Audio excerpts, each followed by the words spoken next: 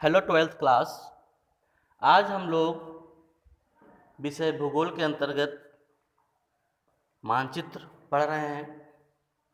मानचित्र में बच्चों आज जो पढ़ना है वो है आपका भारत का मानचित्र। भारत के मानचित्र में ऐसे राज्यों को चिन्हित करना है जो चावल के उत्पादन में अग्रणी रहते हैं, यानी ढेर सारा चावल जहाँ पर जिन जिन राज्यों में उत्पादित होता है हमको उनको पढ़ना है। यानी कि मानचित्र में हम लोग देखेंगे कि किन किन राज्यों में जो है चावल सबसे ज़्यादा उत्पादित होता है और किन राज्यों में चावल कम उत्पादित होता है। जान लेते हैं बच्चों, देखते हैं क्या बताया गया है। इसमें दिया गया है बच्चों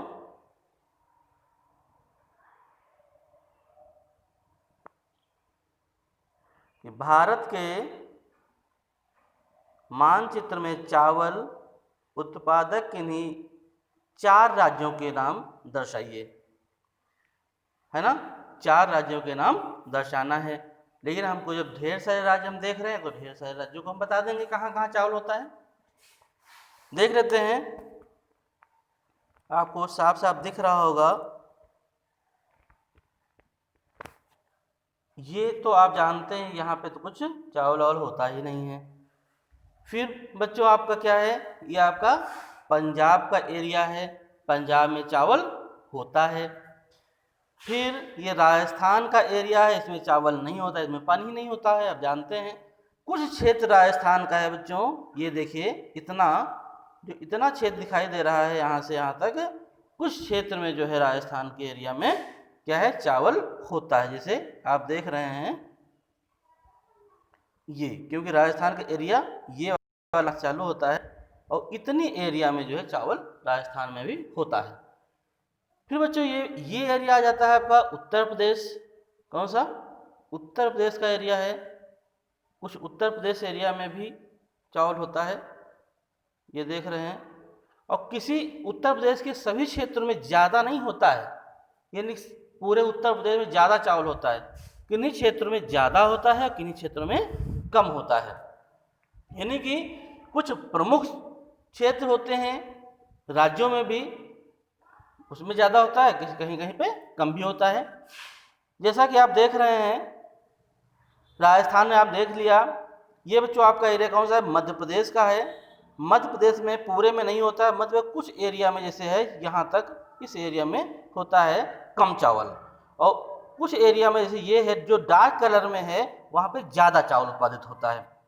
इसी के साथ साथ देखते हैं ये आपका एरिया बच्चों का उड़ीसा का है। उड़ीसा के कुछ क्षेत्रों में चावल ज़्यादा उत्पादित होता है, देख रहे हैं, और कुछ में बिल्कुल होता ही नहीं। जहाँ सफ़ेद सफ़ेद दिख रहा है यहाँ पर चावल होता ही नहीं है ना।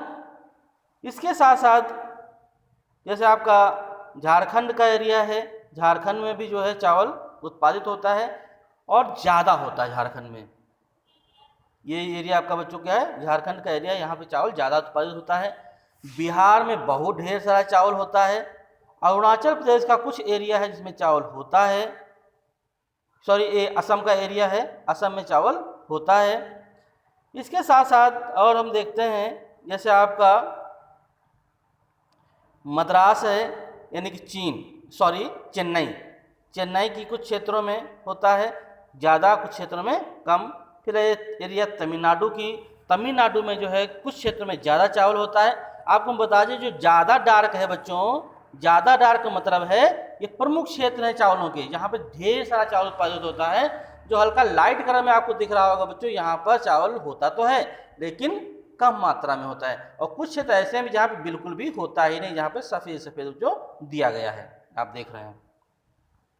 आगे देखते हैं, ज़्यादातर आपने देखा होगा जो समुद्री क्षेत्र का किनारा है, जैसे आप ये जानते हैं कि ये वाला एरिया जो है ये क्या है, ये आपका बंगाल की खाड़ी का एरिया है ना। इस क्षेत्र में जितना किनारा आप देख रहे हैं सब जगह चावल खूब उत्पादित हो रहा है। इसी तरह से हम इधर अगर आ जाते हैं, इस क्षेत्र में ये अरब सागर है, इस क्षेत्र में भी चावल जो है बहुत होता है। बहुत का मतलब बहुत ढेर सारा नहीं होता है, लेकिन समुद्री क्षेत्र होने के नाते यहाँ पर चावल ढेर सारा उत्पादित होता है ना। इसलिए में जैसे आपका देख रहे हैं एक एरिया कौन सा है बच्चों? ये केरल का एरिया है। केरल में देखिए किनारे में कितना ढेर सारा चावल हो रहा है, डार्क कलर में दिया गया है। और ये आपका लक्षद्वीप जो है, इनमें भी चावल होता है। इसके साथ साथ हम देखते हैं ये अंडमान निकोबार का कुछ एरिया है जिनमें खूब ढेर सारा चावल होता है, और कहीं कहीं क्या होता है, बहुत कम ही होता है। जैसे यहाँ पे देखिए चावल होता है, कुछ क्षेत्र ऐसे हैं जहाँ पे होता ही नहीं है। इसके साथ साथ हम अब देखते क्या हैं, अब देख लेते हैं हम इंडेक्स।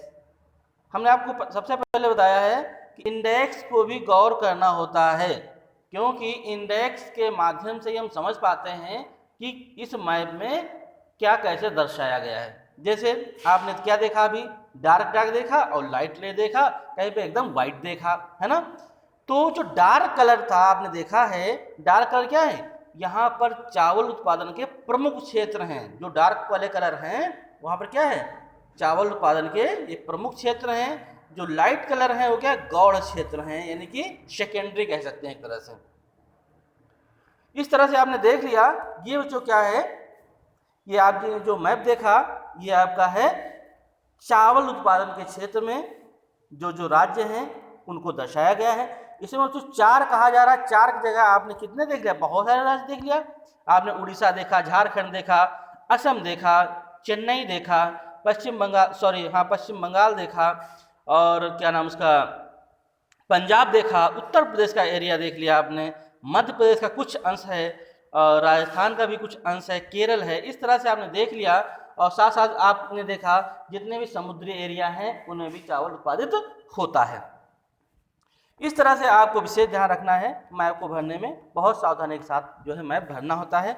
आपको बता दें, मैप को भरते वक्त ये विशेष ध्यान रखना है कि हम मैप को सही जगह पे भर रहे हैं, उसका आपको आधा नंबर मिलेगा।